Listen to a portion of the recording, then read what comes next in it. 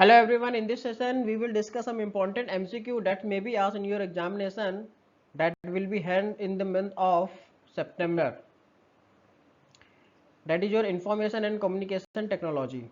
Okay, so I'm going to start with the most important MCQ. First one is computer consists of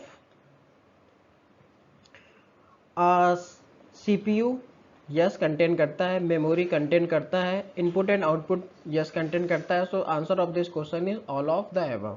okay. Second is a typical modern computer uses LIC chip, vacuum tubes. No, vacuum tubes तो हमारी first generation में use होती थी, तो ये गलत हो गया. अब एक गलत हो गया तो डैट मीन्स कि हमारा ऑल ऑफ द एबव तो होगा नहीं. वैल्यू वॉल्व ये हमारे यूज होते थे फर्स्ट जनरेशन में, तो इसका आंसर हो जाएगा हमारा LSI chips. Third one is which of the following is the correct statement. Okay, पढ़ते हैं. First one is computer can be use diagnosis to difficulty of a student in learning a subject. ठीक है, सही लिखा है.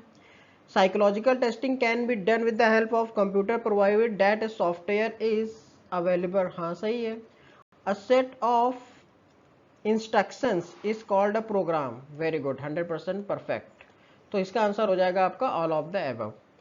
Next one is which of the following statement is not correct. जो भी question not correct वाले होते हैं उसको जरा ध्यान से किया करो. First one, computer is capable of processing only digital signals. Yes, digital signals computer हमारा केवल 0 और 1 में डेटा समझता है. ठीक है, आइदर 0 और 1, that is called the binary numbers. Okay. Next is computer is capable of analyzing both quantitative and qualitative data. अब इसको जरा सा समझते हैं. ये स्टेटमेंट एकदम सही लिखा हुआ है लेकिन इसको एक बार समझ लो. First one is qualitative and quantitative. दो चीजें होते हैं. क्वांटिटेटिव मीन्स कि जो भी डेटा आपके न्यूमेरिकल से रिलेटेड होता है. ओके. एंड क्वालिटेटिव जो भी आपके text, graphics and images in सब से रिलेटेड होते हैं. तो हाँ, तो कंप्यूटर में टेक्स्ट और ग्राफिक्स, न्यूमेरिक दोनों टाइप के डेटा को हैंडल करता है. That means qualitative and quantitative. तो this one is also correct. Next, appropriate software is required for processing the data. Yes, data को अप्रोप्रिएट प्रोसेस करने के लिए वी नीड ए सॉफ्टवेयर. एकदम सही है. Next is computer is capable of processing digital as well as analog signals. No, computer, अब देखो ये फर्स्ट या तो फर्स्ट सही होगा या फोर्थ सही होगा. फर्स्ट हमको पता है सही है हमारा, तो ऑटोमेटिकली ये वाला गलत हो जाएगा. ठीक है. विच वन इनकरेक्ट पूछा है तो आपका आंसर क्या हो जाएगा? D part.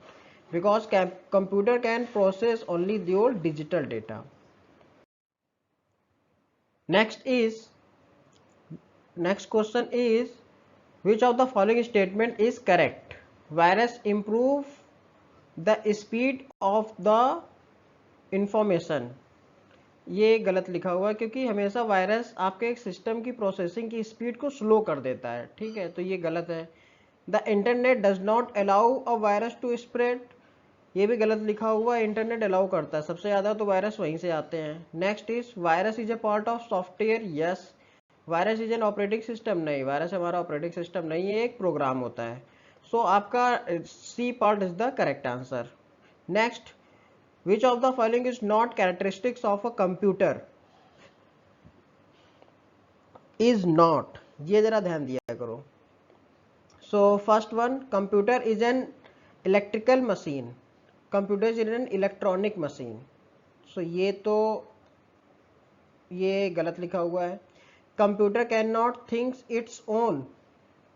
ये सही है. कंप्यूटर के पास अपना दिमाग नहीं होता है, वो सोचता नहीं है. सही लिखा है, अच्छी कैरेक्टरिस्टिक्स है. Computer process and information error free. Yes. Computer can hold data of any length of time. Yes. Any length of time means किसी भी समय के लिए डेटा कंप्यूटर में स्टोर रहता है. So all these three are the characteristic. कौन सी कैरेक्टरिस्टिक्स नहीं है? This one. Why? Because it is an electronics device. Next is which of the following is appropriate definition of the computer. ये question आज previous year question है, जरा ध्यान से समझिए. Computer is an machine that can process an information. एकदम सही लिखा हुआ है, इसमें कोई दिक्कत नहीं है. ठीक है, लेकिन आगे पढ़िए, हो सकता है हमको इससे अच्छी डिफिनेशन मिल जाए. Computer is an electronic device. ठीक. that can store, retrieve, quickly process both quantitative and qualitative. अभी मैंने पीछे बताया कि कंप्यूटर क्वांटिटेटिव एंड क्वालिटेटिव दोनों को क्विकली एक्यूरेटली एक्सेस करता है, तो ये इससे ज़्यादा अच्छी डिफिनेशन हो गई और अच्छी बात है। Computer is an electronic device, yes, can store, retrieve, process only quantitative data. गलत नहीं, दोनों तरीके के डेटा को हैंडल करता है, आइदर इट इज क्वांटिटेटिव और क्वालिटेटिव। सो ये भी, इसमें भी ये पूछ रहा है, ये भी गलत हो गया है, तो इन दोनों में से आपको चूज करना है। ये भी सही है हालांकि, लेकिन ये मोर अप्रोप्रिएट है, आपको मोर अप्रोप्रिएट डिफिनेशन देनी है, तो B1 is the correct answer. अब देखिए यहीं पर कई बार हमसे गलती हो जाती है, आपने सोचा ए सही है, जल्दी से एक टिक किया, आगे बढ़ गए, लेकिन नहीं, सारे एक बार ऑप्शन जल्दी से पढ़ लो। एक हार्डली आपके 30 सेकेंड लगते हैं चारों ऑप्शन देखने में, लेकिन एक बार पढ़ लो। Next is group of instructions that direct the functionality of a computer is called a program. ये सिंपल प्रोग्राम की डिफिनेशन है। What is a program? It is a group of instructions जो हम लोग कंप्यूटर से बोलते हैं, that is your program. And जो प्रोग्राम को लिखता है वो होता है programmer. Okay, next one is which of the following term is most closely related to main memory. अच्छा, मेमोरी की बात हो गई। मेमोरी दो टाइप की होती है, एक होती है आपकी मेन मेमोरी, दूसरी आपकी होती है सेकेंडरी मेमोरी। जो भी मेन मेमोरी होती है, हम जब भी बात करते हैं दैट इज योर टेम्परेरी की बात करते हैं, टेम्परेरी मेमोरी होती है। और जो भी आपकी सेकेंडरी मेमोरी होती है दैट इज वो परमानेंट स्टोरेज होता है। जैसे आपका डाटा हार्ड डिस्क में स्टोर है, जहाँ आप मूवी स्टोर लाए, आपने मूवी को स्टोर कर दिया, ठीक है, कहाँ स्टोरेज है? सेकेंडरी में। जो आपकी प्राइमरी या मेन मेमोरी होती है that is a temporary memory, जैसे RAM and ROM, these are the temporary memory. RAM का बेस्ट एग्जांपल है, जैसे आप कोई भी फाइल ओपन करते हैं कंप्यूटर में, कहाँ ओपन होती है? आपकी रैम मेमोरी में ओपन होती है, फाइन। एंड जैसे ही आपने फाइल को क्लोज किया, रैम मेमोरी में कोई फाइल आई, आपने क्लोज किया, फिर से हमारी रैम खाली हो गई। So this is the example of temporary memory.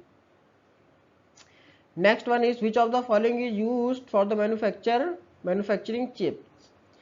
So that is semiconductor. जितने भी हमारे चिप्स बनते हैं, आईसी सर्किट्स बनती है, तो उसमें सेमी कंडक्टर यूज होते हैं। जितने भी हमने क्वेश्चंस पढ़े हुए हैं, इनके साथ साथ हम 10 MCQ कर ले, उसके साथ कुछ थ्योरी पार्ट भी लर्न कर ले। एक क्वेश्चन इनमें से ऑलमोस्ट बनता है एग्जाम में, उसको जरा सा देख ले। Generation of the computer, first generation, second, third, fourth, fifth, आपको पता ही होगा। एंड पॉसिबिलिटीज केवल ईयर्स और उनसे रिलेटेड सर्किट्स पूछने की होती है एग्जाम में। सो मैंने यही दो चीजें कवर की हुई है। फर्स्ट जनरेशन की बात करें तो 1940 से 56 का टाइम ड्यूरेशन था, और मोस्टली इनमें वैक्यूम ट्यूब्स यूज करते थे, बहुत बड़ी बड़ी वैक्यूम ट्यूब्स होती थी। ये हमारे first generation in the year of 1940 से 56 तक। सेकेंड जनरेशन का टाइम है 1956 से 63, एंड इसमें हम लोग ट्रांजिस्टर यूज करने लगे थे। वैक्यूम ट्यूब को हटा करके हम लोग ट्रांजिस्टर पर स्विच हो गए थे। वेरी मोस्ट इंपॉर्टेंट क्वेश्चन है इसमें कि सेकेंड जनरेशन ऑफ कंप्यूटर में हम कौन सी सर्किट यूज करते थे, that is transistors. Next is third generation. ये आपका टाइम ड्यूरेशन है 1964 से 71 तक, और इसमें हम लोग आईसी का यूज करते थे। IC stand for integrated circuit. ये आपने नाम अभी भी इसी का यूज करते हैं जो हमारे कंप्यूटर से, IC. IC means integrated circuits. Next one is fourth generation computer, जो 1971 से अभी तक का ड्यूरेशन माना जा रहा है। इसमें हम लोग माइक्रो प्रोसेसर का यूज करते हैं। नाउअडेज जो भी कंप्यूटर्स आपके इसमें आते हैं उसमें प्रोसेसर्स होते हैं, that is called micro processor. Next in fifth generation means present, और इसकी जो नेक्स्ट भी टाइम होगा वो आपका ड्यूरेशन होगा फिफ्थ जनरेशन में, उसमें आर्टिफिशियल इंटेलिजेंस का यूज होगा।